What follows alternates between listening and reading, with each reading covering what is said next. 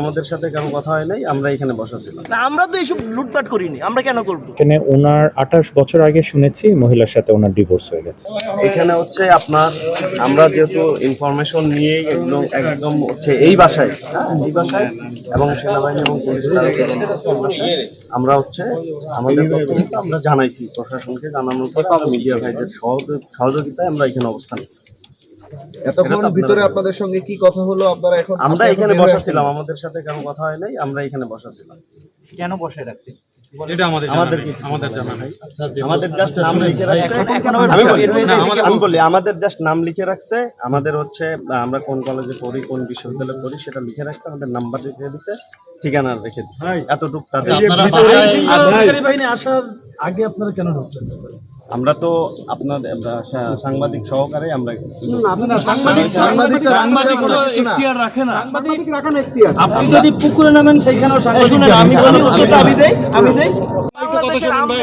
ভাই এই যে দেখেন, এই যে ফুটেজ, হ্যাঁ এই যে দেখেন ফুটেজ, এই ফুটেজে এই যে বাসার মধ্যে ঢুকে এইভাবে এই করা হচ্ছে, মানে প্রতিটা জায়গায় হাত দিয়ে ঢুকে জিনিসপত্র নেওয়া হচ্ছে। এই যে দেখেন এই বাসার মধ্যে এই ছেলেগুলো আছে না, এই ছেলে আপনি সব যারা ঢুকছে ভিতরে, যারা ঢুকছে তারা আপনাদের সাথেই ছিল। শুনেন, আমাদের সাথে সবাই ছিল এরকম বলবেন না। যখন কোনো ক্রিমিনাল কোথাও থাকে চারপাশ থেকে নিউজ আসে। তার মানে বলতে যাচ্ছেন এগুলো আপনারা করেননি? না, আমরা তো এইসব লুটপাট করিনি, আমরা কেন করবো? আপনি একটু বলেন যে লুটপাট যারা করছে এটা কি ঠিক হয়েছে কিনা? এই ওয়েট যে লুটপাট করে এটা কেউ কিছু নিছে এখান থেকে? না, দেখা যাচ্ছে না, এখানে কি দেখা যাচ্ছে? কি দেখা যাচ্ছে? এখানে আমরা এভিডেন্স খুঁজতেছি, এখানে কার সাথে লিংক আছে না আছে এগুলো কি? মহসিন ভাই, আমাদের এখান থেকে শ্বাস করে বের করা হয়েছে, আমরা যেভাবে আল্লাহ হাফেজ।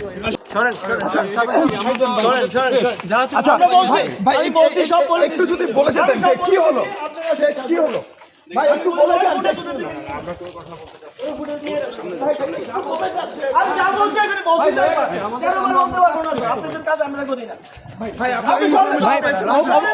অভিযান করতে এসেছেন, কি পেলেন ভাই? কি পেলেন?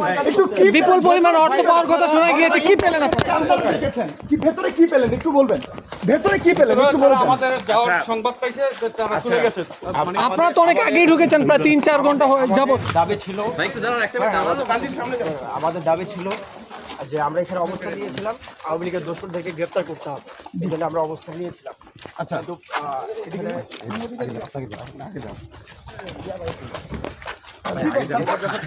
আমাদেরকে আর আমাদের কাজ করতে দেওয়া হয় নাই। কেন দেওয়া হয় না? কাজ করতে দেওয়া হয় না বলতে কি বলা হচ্ছে? কাজ করতে দেওয়া হয় না বলতে কি? আপনারা পুলিশকে আপনারা ইনফরমেশন ভাই মিডিয়া ডেকেছেন আপনারা, এই জন্য আমরা এসেছি। ফার্স্ট অফ অল আমরা মনে করেন যে প্রশাসনের কাছে হেল্প চাইছি। আচ্ছা, আমরা আপাতত আমি কাছে হেল্প চাইছি, বাট ওনারা আমাদেরকে ফার্স্ট হেল্প করে নাই। তারপর মানে আমরা আপনাদেরকে নিয়ে আমরা তারপর কাজটা করছি, ঠিক আছে? আপনাদেরকে তো ছাড়া করি না আমরা। এখন আপনাদের কি বলে বের করে দিল এটা একটু বলবেন?